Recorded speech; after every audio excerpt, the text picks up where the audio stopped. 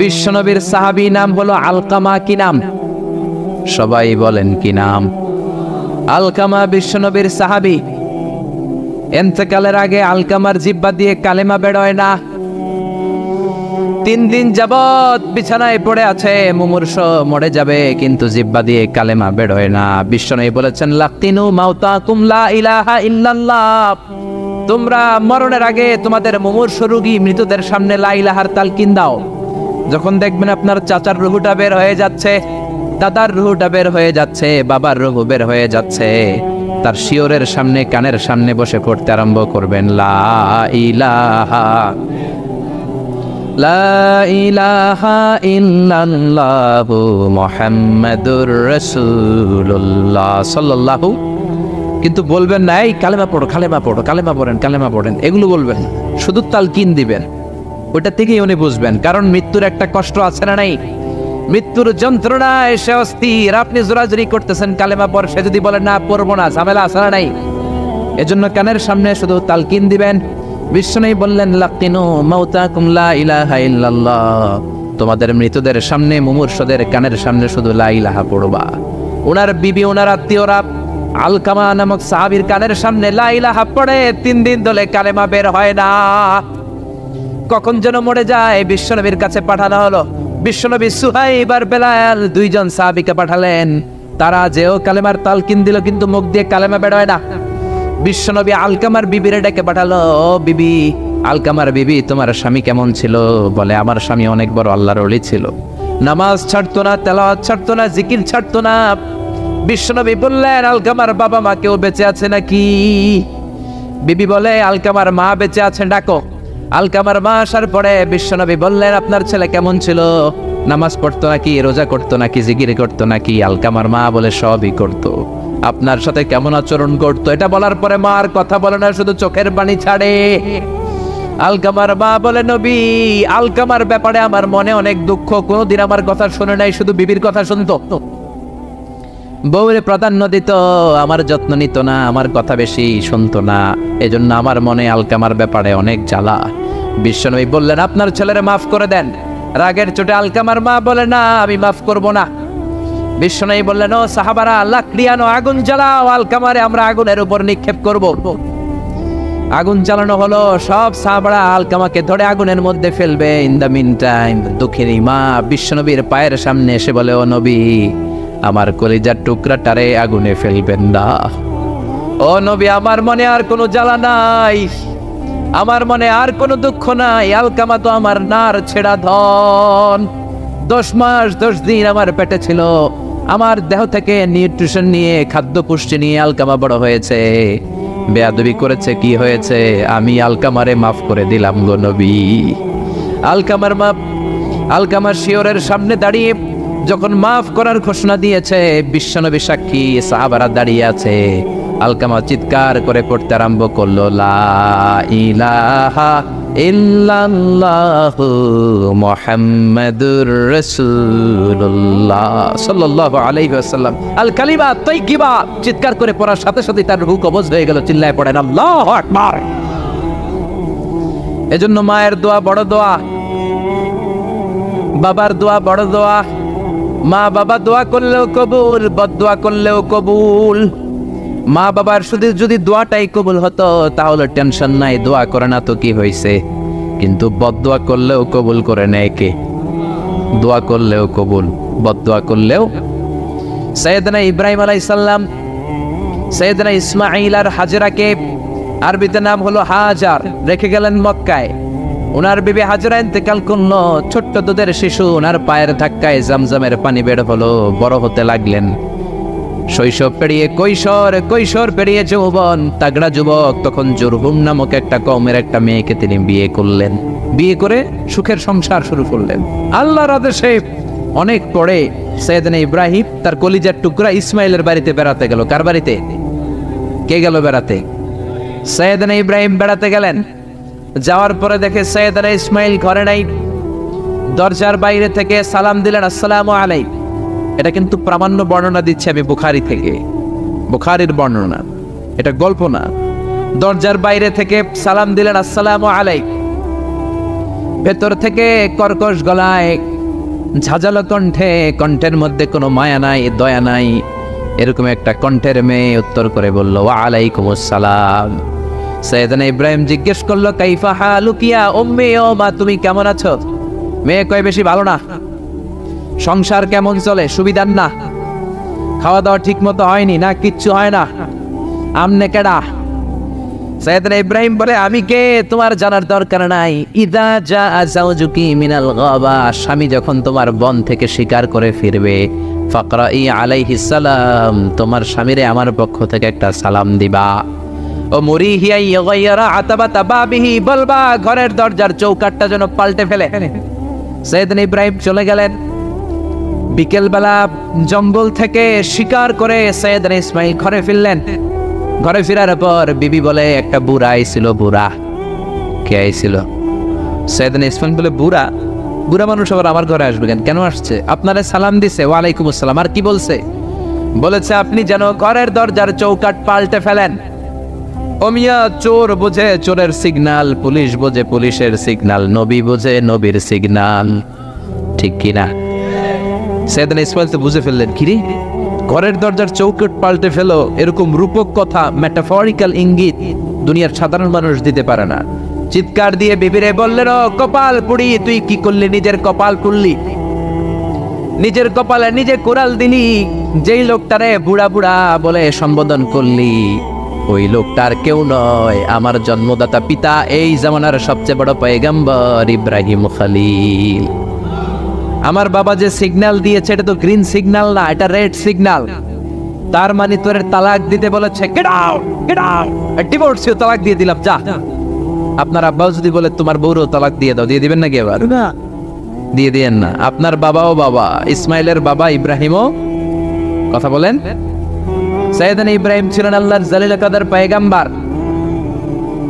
আকাশ থেকে ওহী আসলে নবীরা কথা বলে, মন গড়া নবীরা কিছু বলে না। আপনার বউ, আপনার বউকে যদি আপনার বাবা বলে তোর বউরে তালাক দে, দিয়ে দিয়েন না। আবার কি করবেন? বুঝাবেন, বাবারও বুঝাবেন, বিবিরও বুঝাবেন, ঘরের ভিতরে সংলাপ করবেন, সমঝোতা করবেন। আমাদের দেশের দুই নেত্রী সংলাপ করে না তো কি হয়েছে? আমরা করি, আমরা ঘরে ঘরে সংলাপ করব, সমঝোতা করব, ঠিক কিনা?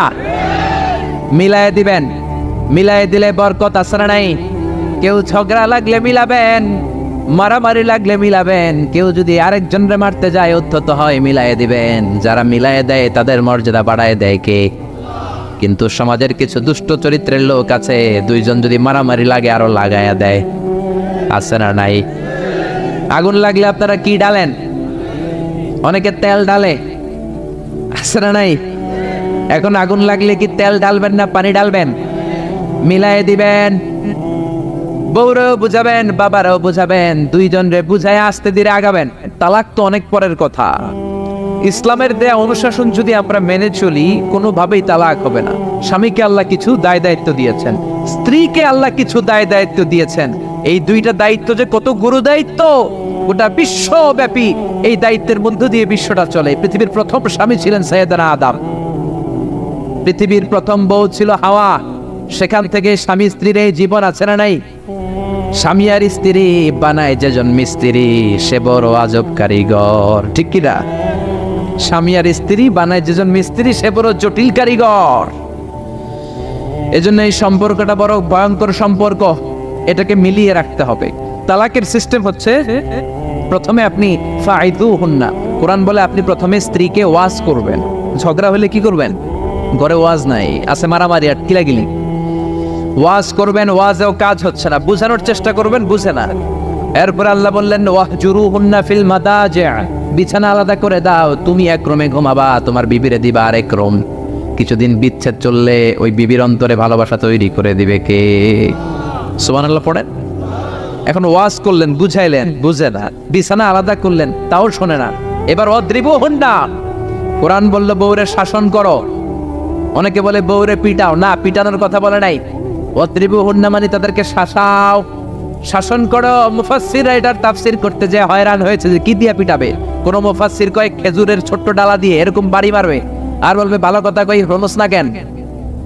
অনেকে বলবে, অনেক মুফাসসির বলেছে মেসওয়াক দিয়ে বাড়ি মারবে, তোমার এত বোঝাই বুঝো না কেন, দুইটা ছেলে মেয়ে হয়েছে আমাদের, এত সুন্দর সংসার, হানিমুন করেছিলাম কক্সবাজারে, স্মৃতিগুলো কি তোমার মনে পড়ে না? তুমি আমার কৈতরী, তুমি আমার টুনটুনি, তুমি আমার সোনামণি। এগুলো কে বুঝাবেন, এরপরও মানে না। অনেক মুফাসসির কইছে বালিশ দিয়া পিটাইবেন, কোল বালিশ দিয়া, যাতে হাত পা না ভাঙে। ওয়াদ্রিবুহুন্না, অনেক ডাকাইতেছে লাড়ি দিয়া পিটায়, আছে না নাই? ইসলাম বলে না না, বনিবনা না হলে প্রথম স্টেপ ওয়াজ করো, বুঝাও। 2 নম্বরে বিছানা আলাদা করে দাও, তারপরেও মানে না। 3 নম্বরে ওয়াদ্রিবুহুন্না মানে শাসন করো, যার যেরকম দরকার ওইরকম শাসন করবেন, তাতেও হয় না। তারপরে ফাবাআসু হাকামাম মিন আহলিহি হাকামাম মিন আহলিহা, এই 3টা স্টেপেও কাজ হয় না। আপনার মুরব্বিদের ডাকবেন, সালিস, মেয়ের পক্ষের মুরব্বিদের ডাকবেন, 2 পক্ষের বেআইনরা মিলে মিলচিল করে দেওয়ার চেষ্টা করবে, তাতেও কাজ হয় না। 4টা স্টেপ শেষ, 5ম স্টেপ হলো তালাক। আর আমরা দইটাই কই 3 তালাক, আছে না নাই? ওমরে ফারুকের জামানায় এক লোক তার বউরে দিছে 100 তালাক, রাগের চোটে। এরকম ডাকাইত আমাদের দেশে আছে না নাই? এখন বিবি এসে বলে, ওমরে ফারুক 100 তালাক দিয়েছে আমার স্বামী, কি করব? সাইয়েদনা ওমরে ফারুক বলে, তোর ডাকাইত স্বামীটা কোথায়? কয় এই জায়গায়। কিরে কয় তালাক দিছিস? কয় 100টা। দিবি 3টা, 100টা দিলি কেন? কয় রাগের মাথায় দিছে। কয় দাঁড়া, তোর বিচার করতেছে। 3 তালাকে তোর বউ তালাক, বাকি 97 তালাক তোর পিঠে পড়বে। সুবহানাল্লাহ কইতে মন চায় না? এজন্য এই হচ্ছে তালাকের সিস্টেম। কতগুলো স্টেপ আপনি পার হলেন, তারপরেও আপনি একসাথে 3 তালাক দিবেন না। ইসলামের তালাককে 2 ভাগে ভাগ করা হয়েছে, একটা আত-তালাক আস-সুন্নি আর একটা তালাক আল-বিদআই। তালাক আস-সুন্নি মানে সুন্নতি তালাক, আর তালাক আল-বিদআই মানে বেদাতি তালাক। বেদাতি তালাক হচ্ছে রাগের মাথায় 3 তালাক, 14 তালাক, 22 তালাক। কিন্তু তালাক সুন্নি, সুন্নাত সম্মত তালাক হচ্ছে আপনার বিবি যখন পবিত্র, মানে যখন পিরিয়ড হচ্ছে না, ওরকম একটা পবিত্র সময় তারে আপনি তালাক দিবেন। 1 মাসের সময় আছে, একটা তালাক দিবেন, 1 মাসের ডিউরেশন, এর মধ্যে বিবির আবার নিয়ে আসতে পারবেন, কোনো সমস্যা নাই। সুবহানাল্লাহ পড়েন। 1 মাস পরেও মানে না, এরপরে দিবেন 2য় মাসের 2য় তালাক, তার মানে আরো 1 মাস, মোট কয় মাস? 2 মাস পরেও মিলমিশ হয় না, তারপরে 3য় মাসে তালাক দিলেন। এই 3 তালাক দেওয়ার পরে বিবি আবাদুল আবাদ আপনার জন্য হারাম হয়ে গেল। কত সুন্দর স্টেপ মেনটেন করে কত দূরে তালাক, আর আমরা দইরেই কই তালাক। এজন্য খবরদার।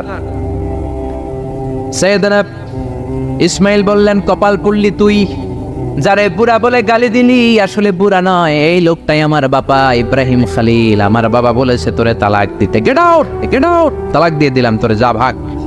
বউ শেষ, নতুন বিয়ে করলো, নতুন সুখের সংসার। 3 বছর পর সাইয়েদনা ইব্রাহিম আবার ছেলের বাড়িতে বেড়াতে আসলেন। আজকেও সাইয়েদনা ইসমাইল ঘরে নাই। সাইয়েদনা ইব্রাহিম আজকে সালাম দিলেন, আসসালামু আলাইকুম। সাইয়েদনা ইব্রাহিম সালাম দিলেন। আজকে ঘরের ভেতর থেকে জাদুমাখা কণ্ঠে, মধুমাখা কণ্ঠে, সুরেলা কণ্ঠে একটা মেয়ে বলল, ওয়া আলাইকুমুস সালাম। সাইয়েদনা ইব্রাহিম বললেন, কাইফা হালুকি ইয়া উম্মি মা, কেমন আছো? মেয়েটা বলে, আলহামদুলিল্লাহ আলা কুল্লি হাল, সব সময় আলহামদুলিল্লাহ। সব সময় কি? তোমাদের জীবন যাপন কেমন চলে? খুব ভালো চলে। তোমার স্বামী কই? বনে গিয়েছে। এবার মেয়েটা বলে, আপনি কে? সাইয়েদনা ইব্রাহিম বলে, আমার পরিচয় দেব না। মেয়েটা বলে, আপনার পরিচয় না দিলে আপনার সাথে কথা বলবো না।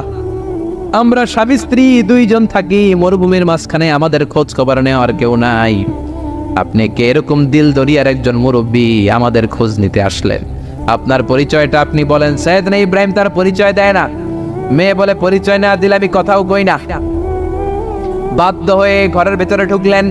জোর করে মেয়েটা সাইয়েদনা ইব্রাহিমকে ঘরে ঢুকালেন, রুটি বানিয়ে খাওয়ালেন, গোশত খাওয়ালেন, খেজুর খাওয়ালেন, শরবত খাওয়ালেন। ও মিয়া, আগেরটাও মাইয়া, এইটাও পার্থক্য আছে না নাই? মেয়েটা বলে, আমার জন্য দোয়া করেন। সাইয়েদনা ইব্রাহিম চোখের পানি ছেড়ে দোয়া করে দিলেন, মেয়েটার মাথায় হাত বুলিয়ে দিলেন, আর বললেন, ইদা জা যাওজুক মিনাল গাবা, তোমার স্বামী যখন বন থেকে আসবে, ফাকরাই আলাইহিস সালাম, তোমার স্বামীর আমার পক্ষ থেকে সালাম দিবা। ওয়া মুরিহি আইয়ুসবিতা আতাবাতা বাবিহি, আর বলবা আমি বলছি ঘরের দরজার নতুন চৌকাঠ যেন জীবনেও না পাল্টায়। ঘরের দরজার এই নতুন চৌকাঠটা যেন কোনোদিন। সাইয়েদনা ইসমাইল ফিরে আসলেন। আসার পরে বিবি বলে, একজন মুরব্বী এসেছিল, নুরানি চেহারার একজন মুরব্বী। মুরব্বী শুই না। সাইয়েদনা ইসমাইল তো ভয় পেয়ে গেছেন, লাফ দিয়ে উঠছে, কি মুরব্বী? কেমন আচরণ করেছিলি বল? কারণ আগের একটা তিক্ত অভিজ্ঞতা আছে না নাই? ভাবছে আজকেও কোনো গন্ডগোল হইল নাকি। বিবি বলে না, আপনি রাখবেন না, আপনি চিন্তিত হবেন না, আমি অনেক আপ্যায়ন করেছি, অনেক সাদর সম্ভাষণ দিয়েছি। উনিও আমার মাথায় হাত বুলিয়ে চোখের পানি ছেড়ে ছেড়ে আমার জন্য দোয়া করেছে, আর আপনারা সালাম বলেছে, আর আপনাকে বলতে বলেছে ঘরের দরজার নতুন চৌকাটটা যেন জীবনেও কোনো দিন না পাল্টা। সাইয়েদনা ইসমাইল আল্লাহু আকবার বলে চিৎকার করে উঠলেন, বিবিকে বুকে জড়িয়ে ধরলেন, বললেন ও বিবি, তুই তো গোল্ডেন এ প্লাস। তুই কি? তুই তো গোল্ডেন এ প্লাস, তুই তো 100-তে 100 পাইলি। তোর কপালটা নুরানি হয়ে গেল, উজালা হয়ে গেল। যেই বয়স্ক লোকটা এসে এই কথাটা বলেছে, বয়স্ক লোকটা আর কেউ না, তোর শ্বশুর আমার বাবা ইব্রাহিম খলিল। আর যেই কথা বলেছে এই কথাটার মানে হলো তোরে যেন আমি তালাক না দেই, তোর হাতটা যে আমি ধরলাম, এই হাত ধরেই যেন তোরে নিয়ে জান্নাতে ঢুকে যায়। আল্লাহু আকবার। এজন্য বাবার দোয়া, মায়ের দোয়া যার জীবনের মধ্যে আছে, তার জীবনে কোনো ভয় আছে নাকি? জোরে বলেন, কোনো ভয় আছে? এজন্য দোয়া নিবেন বাবার কাছ থেকে, মায়ের কাছ থেকে। সাইয়েদনা মুসা আলাইহিস সালাম আল্লাহরে বললেন, আল্লাহ মাইয়াকুনু জালিসি ইয়াউমাল কিয়ামা, কিয়ামতের দিন বিচারের শেষে বনি ইসরাইলের আমি বড় পয়গম্বর মুসা যখন জান্নাতে যাব, কে আমার সাথে জান্নাতি হবে?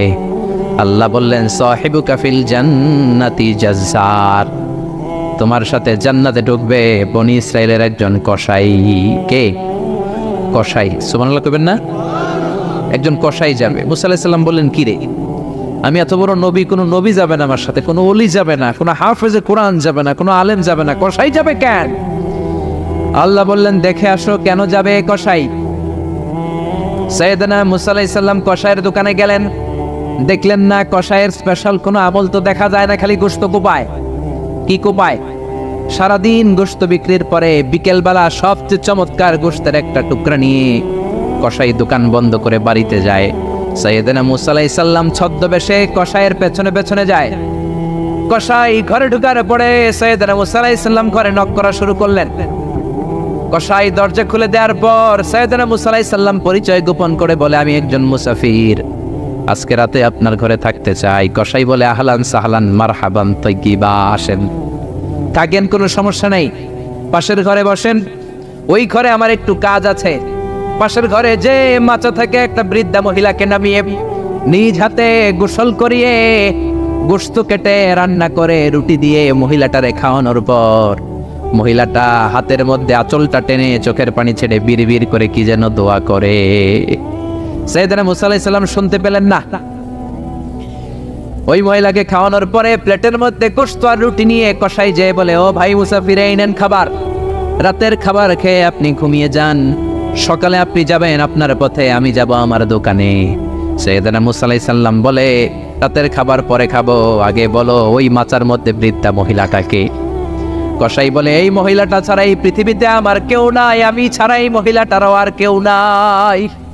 এই মহিলাটা ওই মহিলা যে আমারে 10 মাস পেটে ধরেছে। আল্লাহু আকবার। এই মহিলাটা আমার জনম দুঃখিনী মা, মা ছাড়া আমার কেউ নাই, আমিও ছাড়া আমার মায়ের কেউ নাই। প্রতিদিন আমি আমার মারে গোসল করাই, নিজ হাতে টাওয়াল দিয়ে গা মুছে দেই, তেল মালিশ করে দেই, গোশত রান্না করে রুটি দিয়ে খাওয়াই, আর আমার মামার জন্য দোয়া করে। সাইয়েদনা মুসা আলাইহিস সালাম বললেন, বিড়বিড় করে তোমার মা 2 হাত তুলে কি দোয়া করেছে আমারে বলো, আমি তো বুঝলাম না। কসাই বলে, আমার মা প্রতিদিন খাওয়ার পরে খুশি হয়ে যায়, প্রতিদিন খেয়ে দে খুশি হয়ে চোখের পানি ছেড়ে আমার জন্য দোয়া করতে শুরু করে। একটা পাগলা দোয়া, বিগত 20 বছর যাবত আমার আম্মা এই দোয়াটা করে। আমি জানি এই দোয়া কোনোদিনই আল্লাহর কাছে কবুল হবে না। সাইয়েদনা মুসা আলাইহিস সালাম বললেন, ও ভাই বলোই না কি দোয়া করে আমারে বলো বলো। কসাই বলে, আমার মা বলে, আল্লাহুম্মা জাআল ইবনি জালিসা মুসা ইয়াউমাল কিয়ামা। খাওয়ানোর পরে খুশি হয়ে হাত তুলে আমার মা বলে, আল্লাহ আমি আমার ছেলের খেদমতে এত খুশি, আমার ছেলের জন্য আমি হাত তুলে দোয়া করে দিলাম। শুনেছি এই জামানার বড় পয়গম্বর, বনি ইসরাইলের সবচেয়ে বড় পয়গম্বর হলো মুসা। আমার ছেলে কিয়ামতের দিন বিচার শেষে মুসা যখন জান্নাতে যাবে, আমার ছেলেরও মুসা নবীর সাথে তুমি জান্নাতে ঢুকাইয়া দিও। মুসা নবী যখন জান্নাতি হবে আমার ছেলেরও ঢুকাই দিবা। দোয়া করতে দেরি, কবুল হতে। মুসা আলাইহিস সালাম বললেন ঘটনা তো এইখানে, কানেকশনটা তো এই জায়গায়, এই কসাই তো এমনি এমনি আমার সাথী হবে না, এটা মায়ের দোয়ার বরকত। চিল্লায় এখন ঠিক কিনা? এই জন্য প্রিয় ভাইয়েরা, মায়ের দোয়া ছাড়া, বাবার দোয়া ছাড়া পৃথিবীর কেউ আল্লাহর ওলি হতে পারে না, পৃথিবীর কেউ ভালো মানুষ হতে পারে না, সফল হতে পারে না, ক্যারিয়ার সুন্দর করতে পারে না, নেতা হতে পারে না, ব্যবসায়ী হতে পারে না। জীবনে যারাই সফল, তাদের সফলতার পেছনে মা বাবার দোয়া ছাড়া নাই। বিশ্বনবী মা বাবার আদর পান নাই, জন্মের আগে বাবারে হারালেন, 6 বছর বয়সে মারে হারালেন। মা বাবা ছাড়া ইয়তীম হয়ে বিশ্বনবী বড় হলেন। প্রথমে দাদার কাছে, তারপরে চাচার কাছে ইয়তীম নবী বড় হতে লাগলেন। বিশ্বনবী যখন হুদাইবিয়ার উমরা করতে যাবেন, পথিমধ্যে বিশ্বনবীর মায়ের কবর পড়ল। জায়গাটার নাম ছিল আবওয়া। কি নাম? আবওয়া নামক জায়গায় এসে বিশ্বনবী আল্লাহর কাছে ফরিয়াদ করলেন, আল্লাহ, আমি আমার মায়ের কবর জিয়ারত করতে চাই, অনুমতি দেন। বিশ্বনবীর মায়ের নাম কি? তোরা দেখে যা আমিনা মায়ের কোলে, মধু পূর্ণিমারি শেথা চাঁদ দোলে, যেন উষার কোলে রাঙা রবি দোলে। তোরা দেখে যা আমিনা মায়ের কোলে, কুল মখলুকে আজি ধ্বনি ওঠে কে এলোই, কালেমা শাহাদাতের বাণী ঠোঁটে কে এলোই, পড়ে দুরুদ ফেরেশতা বেহেশতের দুয়ার খোলে। তোরা দেখে যা আমিনা মায়ের কোলে, তোরা দেখে যা আমিনা মায়ের কোলে। চিল্লায় পড়েন আল্লাহু আকবার। বিশ্বনবী মায়ের কবরের সামনে যখন দাঁড়ালেন, 1400 সাহাবাকে নিয়ে প্রত্যেকের গায়ে একটা ইজার, একটা রিদা উমরা করবেন। বিশ্বনবী 1400 সাহাবীদের দিকে তাকিয়ে বললেন, ও সাহাবারা, এই যে সামনে পাহাড়ের ছোট্ট টিলাটা দেখতে পাও, এইখানে আমার মা আমেনার কবর। আল্লাহ আমাকে আমার মায়ের কবর জিয়ারতের অনুমতি দিয়েছে, আমি জিয়ারত করব। কিন্তু খবরদার, খবরদার, তোমরা কেউ কান্নাকাটি করতে পারবা না। 1400 সাহাবীকে কান্না করতে নিষেধ করে নিজের মায়ের কবরের সামনে দাঁড়িয়ে বিশ্বনবী ছোট্ট বাচ্চার মতো হাউমাউ করে কান্না শুরু করে দিলেন। বিশ্বনবীর চোখের পানি দেখে 1400 সাহাবা কান্না শুরু করে দিল। বিশ্বনবী সাহাবীদের দিকে মুখ ফিরিয়ে বলে, ও সাহাবারা, কাঁদো কেন? তোমাদেরকে না বললাম তোমরা কেঁদো না? সাহাবারা বলল, নবী, আপনাকে আমরা আমাদের কলিজার চাইতে বেশি ভালোবাসি। আপনারা যখন আমরা কান্না করতে দেখি, আমাদের দুটি চোখ আমরা আর শুকনা রাখতে পারি না। আপনি কাঁদেন তাই আমরাও কাঁদি। বিশ্বনবী বললেন, আদ্রাকাতনি রাহমাতুহা ফাবাকাইতু। আমার মা আমেনা যে আমারে ছোটবেলা আদর করেছে, সোহাগ দিয়েছে, ভালোবেসেছে, ওই আদরের কথা আমার মনে পড়েছে। আমার মা আমেনা আমারে জাইতুনের তেল মালিশ করে দিত, আমার মা আমেনা আমারে জামা পরিয়ে দিত, আমার মা আমেনা তার দুটি ঠোঁট দিয়ে এমন কোন জায়গা নাই আমার দেহে চুমু দেয় নাই। আমার মায়ের কথা আমার মনে পড়েছে, তাই আমি কেঁদেছি। তোমরা কাঁদো কেন? বিশ্বনবী নিজেও মায়ের কবরের সামনে দাঁড়িয়ে নিজেও ধৈর্য ধারণ করতে পারে নাই। এজন্য মায়ের দোয়া নেয়ার দরকার আছে। রাডাই কানা ইয়াকসিমু লাহমান ফিল জিআররানা। জিআররানা নামক জায়গার মধ্যে বিশ্বনবী কুরবানির গোশত বিতরণ করছিলেন। বিশাল লাইন, কুরবানির গোশত মাঝে মাঝে বিতরণ হয় না, লাইন ধরে লোকজন নেয় না, বিশাল বড় লাইন। এই বিশাল লম্বা লাইনে হাজার হাজার মানুষ। এই লাইনের মধ্য থেকে একজন বৃদ্ধা মহিলাকে বিশ্বনবী আলাদা করে নিলেন, নিয়ে বিশ্বনবী গায়ের চাদরটা বিছিয়ে বসতে দিলেন, বড় একটা গোশতের প্যাকেট দিলেন। মহিলাটাও বিশ্বনবীর মাথায় হাত বুলিয়ে দোয়া করে দিল। চিল্লায় পড়েন সুবহানাল্লাহ। সাহাবারা বললেন, নবী, হাজার হাজার মানুষ গোশত নেওয়ার জন্য লাইন ধরেছে, কাউরে আপনি লাইন থেকে আলাদা করে নেন নাই, নিজের চাদরের উপর জীবনে কাউরে বসতে দিতে দেখি নাই। কে এই মহিলা? বিশ্বনবী বললেন, জন্মের আগে আমি বাবা হারিয়েছি, মাত্র 6 বছর বয়সে আমার মা আমেনাকেও হারিয়েছি, মায়ের দুধ আমি খেতে পারি নাই। যেই মহিলাটাকে চাদরের উপর বসতে দিলাম, এটা হলো এই বনি সাদ গোত্রের হালিমা, যার বুকের দুধ খেয়ে আমি বড় হয়েছি। হালিমাতু সাদিয়া, যার বুকের দুধ খেয়ে আজকের এই তরতাজা নবী আমি মুহাম্মদ। এজন্য মারে পাই নাই, দুধমারে সম্মান করেছে, দুধমার কাছ থেকে দোয়া নিয়েছে বিশ্বনবী। চিল্লায় বলেন ঠিক কিনা? এই জন্য যুবক ভাইয়েরা যারা আছো, খবরদার মা বাবার সাথে বেয়াদবি করা যাবে না। আল্লাহ বললেন আমার দুইটা ফয়সালা, এক নাম্বার ফয়সালা ইবাদত হবে একজনের, তিনি কে? 2 নাম্বার ফয়সালা ভালো আচরণ করতে হবে মা বাবার সাথে। আল্লাহর ইবাদত করা যেমনি ফরজ, মা বাবার সাথে ভালো আচরণ করাও ফরজ, ঠিক কিনা? নাকি মা বাবার সাথে ভালো আচরণ করা, ইহসান করা নফল? হ্যাঁ, মা বাবার সাথে ভালো আচরণ করা মনে হয় অপশনাল না? এটা কি অপশনাল না কম্পালসারি? এটা কম্পালসারি। খবরদার যদি কোনো বেয়াদবি হয়ে থাকে আজকেই মাহফিলের পরে মা বাবার পা ধরে মাফ চাবো, রাজি আছি আমরা? এজন্য খবরদার মাতা পিতার সাথে ইহসান করতে হবে। ইসলাম হচ্ছে ইটস এ ব্যালেন্সড রিলিজিয়ন, ভারসাম্যপূর্ণ জীবন ব্যবস্থা। সব দায় দায়িত্ব আল্লাহ আবার শুধু ছেলে মেয়েদেরকে দেয় নাই, মা বাবারও কিছু দায় দায়িত্ব আছে না নাই? জোরে বলেন। রব্বুল আলামিন মা বাবাকেও দায় দায়িত্ব দিয়েছে। ইসলাম বলে যারা মা বাবা হয়েছো, দাম্পত্য জীবন গড়েছো, ছেলে আল্লাহ দেয়, মেয়ে দেয়, যেটাই দেয় আল্লাহর শুকরিয়া আদায় করার দরকার আছে। আড়াই মা বাবার প্রথম দায়িত্ব, ছেলে হোক মেয়ে হোক, শুকরিয়া করবে কার? কারণ ছেলে দেয় কে, মেয়ে দেয় কে? ছেলে মেয়ে দুইটাই দেয় কে? আবার কাউকে আল্লাহ নিঃসন্তান বানিয়ে রাখে, মানে ছেলেও দেয় না মেয়েও দেয় না, তিনি কে? জোরে বলেন। রব্বুল আলামিন বলেন ইয়াহাবু লিমান ইয়াশাউ ইনাসা ওয়া ইয়াহাবু লিমান ইয়াশাউ যুকুর। আমি যারে চাই ছেলে দেই, আমি যারে চাই তারে মেয়ে দেই, যারে চাই ছেলে মেয়ে দুইটাই দেই, আবার যারে চাই ছেলেও দেই না মেয়েও দেই না। এমন লোক সমাজে আছে না নাই? তাহলে বাবা মার প্রথম দায়িত্ব, ছেলে হোক মেয়ে হোক আপনারা খুশি হইতে হবে। কিছু লোক আছে ছেলে হইলে গ্রামের সবাইরে মিষ্টি খাওয়ায়, মেয়ে হইলে মেয়ে যে হয়েছে এটা শোনায়ও না, আছে না নাই? বিশ্বনবী বলেন এগুলো এমন লোক যাদের মধ্যে জাহেলিয়াত আছে। কারণ খায়রুকুম মান বুকিরা বিল উনসা, যেই ঘরের প্রথম সন্তানটা মেয়ে, ওই ঘরটারে বরকত দিয়ে ভরে দেয় কে? জোরে বলেন। 1 নাম্বার দায়িত্ব আপনি খুশি হবেন, শুকরিয়া করবেন।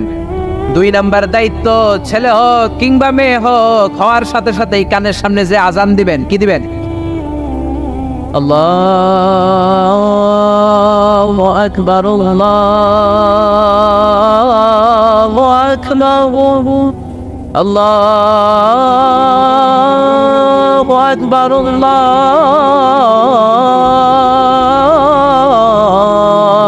আকবার, বলেন আল্লাহু আকবার। এখন ছেলে হয়েছে মেয়ে হয়েছে, আজান দেওয়ার জন্য মুয়াজ্জিন সাহেবরে টোকায়, আছে না নাই? ইমাম সাহেবরে টোকায়, আছে না নাই? বিশ্বনবীর প্রথম নাতিটার নাম ছিল হাসান। 2 নাতি তো, বড় জনের নাম হাসান, ছোট জনের নাম হাসান। জন্ম হওয়ার সাথে সাথে বিশ্বনবী ঘরে ঢুকে 2 কানের মধ্যে হাত লাগিয়ে হাসানের কানের সামনে দাঁড়িয়ে বিশ্বনবী নিজে আজান দিয়েছে। এই জন্য নিজের ছেলে হলে নিজে আজান দিবেন, অথবা আপনার নাতি হইলে দাদা হিসেবে আপনি আজান দিবেন, আপনার ভাতিজা ভাতিজি হয়েছে চাচা হিসেবে আপনি আজান দিবেন। ইমাম সাহেবরে টোকানোর দরকার নাই। একজন মুসলমান হিসেবে সবার ভালো করে আজান একামত জানার দরকার আছে। রাডাই তাহলে ছেলে হোক মেয়ে হোক খুশি হবেন, এটা হলো প্রথম দায়িত্ব বাবা মার।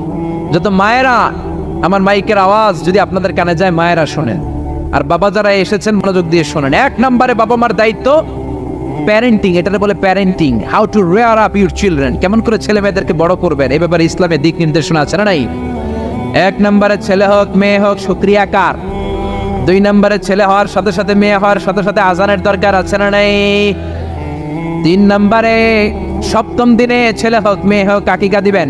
ছেলে হলে 2টা ছাগল, মেয়ে হলে 1টা ছাগল, সপ্তম দিনে দিবেন। কততম দিনে? অনেকে কুরবানির সাথে দেয়, কুরবানির সাথে নয়, সপ্তম দিনে দিবেন। এখন দিতে পারেন নাই, পরে কুরবানির সাথে বন্ধুর সময় দেন, ওটা আলাদা কথা, কিন্তু দেওয়ার নিয়ম হচ্ছে, সুন্নাহ হচ্ছে সপ্তম দিন। কততম দিন?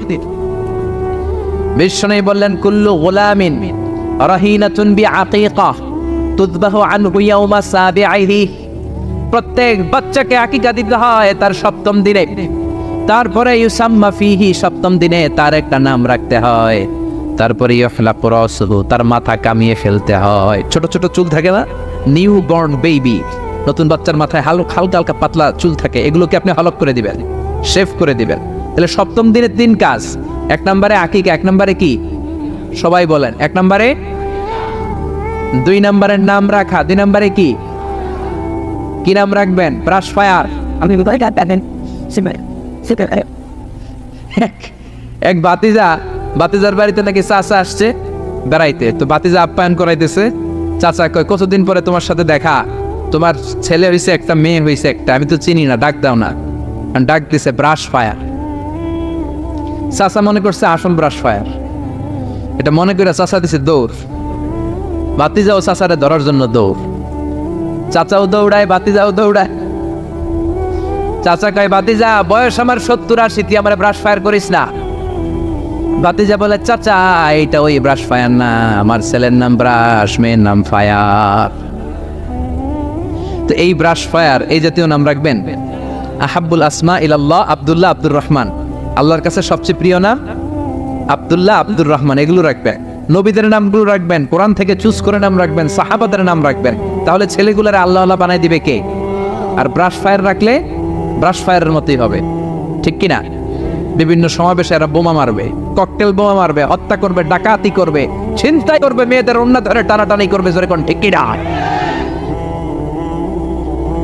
এজন্য সপ্তম দিনে 3 কাজ। 1 নম্বরে আকিকা করা, কি করা? 2 নম্বরে নাম রাখা, কি রাখা? 3 নম্বরে মাথার চুল ফেলে দেয়া, কি করা? তারপরে ইসলাম বলে 2 বছর ছেলে হোক মেয়ে হোক দুধ খাওয়ানোর ব্যবস্থা করবা। কোরআনের মধ্যে আদেশ আছে না নাই? والوالدات يرضعن أولادهن حولين كاملين لمن أراد أن يتم الرضاعة। ছেলে হোক মেয়ে হোক 2 বছর দুধ খাওয়াবা। অনেক মা আছে দুধ খাওয়ায় না, ফিডার খাওয়ায়, বডি ফিটনেস নষ্ট হয়ে যাবে, এরকম মা আছে না নাই? দুধ খাওয়াতে চায় না, ফিডার খাওয়ায়, ল্যাকটোজেন খাওয়ায়, সিরেলাক খাওয়ায়, ডানু খাওয়ায়, ডানু কি খাওয়ায়। তো এই জন্যই তো বলায় তোমার বৃদ্ধাশ্রমে দিয়ে আসে। ওই যে দুধ খাওয়ায় না, যে তুমি ছোটবেলায় কষ্ট তো সহ্য করেন না, আপনার বৃদ্ধাশ্রমে দিবে না তো কোথায় দিবে?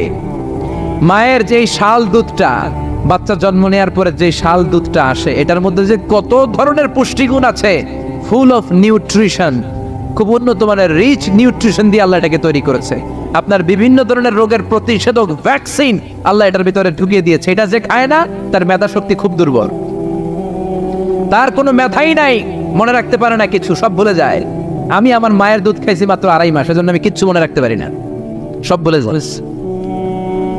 বাস্তব কথা। আপনি মায়ের দুধ যদি কেউ 2 বছর খায়, টানা 2 বছর খেতে পারলে তার মেধা হবে প্রচন্ড মেধা। এই ছেলে ইনফেরিয়রিটি কমপ্লেক্সে ভুগবে না, ইনসেফটিতে ভুগবে না। অনেক মায়েরা অসুস্থ হয়ে যায়, এজন্য খাওয়াতে পারে না, সেটা ভিন্ন ব্যাপার। আমিও খেতে পারিনি অসুস্থ হওয়ার কারণে, কিন্তু ছেলে অসুস্থ, মেয়ে অসুস্থ, মা অসুস্থ, 2 বছর আপনি দুধ খাওয়াবেন, ঠিক কিনা? যদি দুধ না খাওয়ান তাহলে ছেলে মেয়ের হক নষ্ট করলেন। অনেক মা খাওয়াইতে চায় না, আছে না নাই? যারা বলেন আছে না নাই? কিন্তু অসুস্থতার কারণে যদি কেউ না খাওয়ায় সেটা ভিন্ন ব্যাপার। এই জন্য প্রথম দায়িত্ব হলো শুকরিয়া করবেন আল্লাহর, ছেলে হোক মেয়ে হোক। এরপরে জন্ম নিলে আজান দিবেন, জন্মের 7ম দিনে আকিকা দিবেন, সুন্দর একটা নাম রাখবেন, মাথার চুল ফেলে দিবেন, তারপর 2 বছর দুধ খাওয়াবেন। এরপর ছেলে যখন আব্বু আব্বু বলে, আম্মু আম্মু বলে, হাঁটতে শিখে একটু বড় হয়েছে, সবার আগে ছেলেরে শিখাবেন কোরআন। কি শিখাবেন? সবার আগে কোরআন, পরে অন্য জ্ঞান। Teach your children the Holi Quran, the Holi Quran will teach your children everything. আপনি আপনার ছেলেরে কোরআন শিখান, কোরআন আপনার ছেলেরে গোটা বিশ্বটা শিখাই দিবে। সুবহানাল্লাহ কইতে মন চায় না? এজন্য একটু বড় হলেই ছেলে মেয়েরে কি শিখাবেন? আপনি ছেলে মেয়েরে সব কিছু শিখাইলেন, কোরআনটাই শিখান নাই, তার মানে আপনি কিছুই শিখান নেন, ঠিক কি না? এরপরে ছেলে মেয়েদেরকে সময় দিবেন, তাদেরকে নিয়ে ঘুরতে যাবেন, ভালোবাসবেন। বিশ্বনবী হাসান আর হুসাইনকে আদর করতে লাগলেন।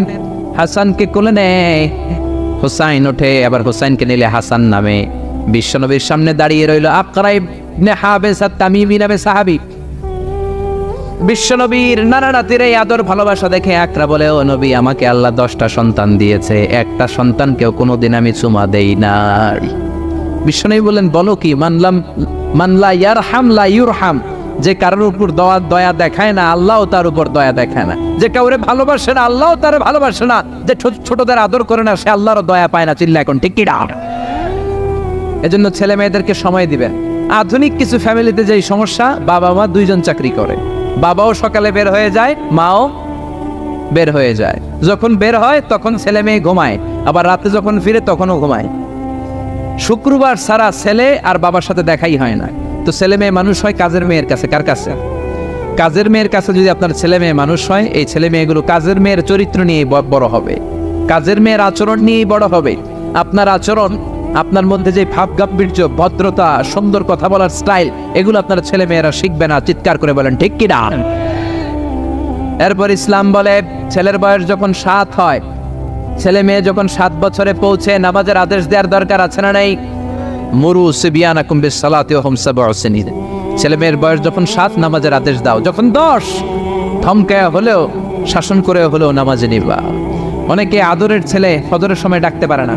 হুজুর, অনেক আদরের ছেলে তো ফজরের সময় ডাকি না, ঘুমায় আছে, ছেলেটার ঘুম ভাঙবে। আমার ছেলে 10টায় ওঠে, 11টায় ওঠে, আদরের ছেলে। তো সকালবেলা যদি ঘরে আগুন লাগে তখন কি করবেন? ঘরে যদি ভূমিকম্প হয় কি করবেন? তখন ডাকবেন না? তো দুনিয়ার আগুন থেকে বাঁচানোর জন্য যদি ছেলেরা ডাকেন, জাহান্নামের আগুন থেকে বাঁচানোর জন্য আপনার কলিজার টুকরাটারে নামাজের জন্য ডাকার দরকার আছে না নাই? এরপরে বিশ্বনবী বললেন, ইযা বালাগাল আওলাদু 10 সিনিন ফাররিকু বাইনাহুম ফিল মাদাজি'। জরুরি মাসালা জেনে নেন, কান দুইটা খরগোশের মতো খাড়া করেন।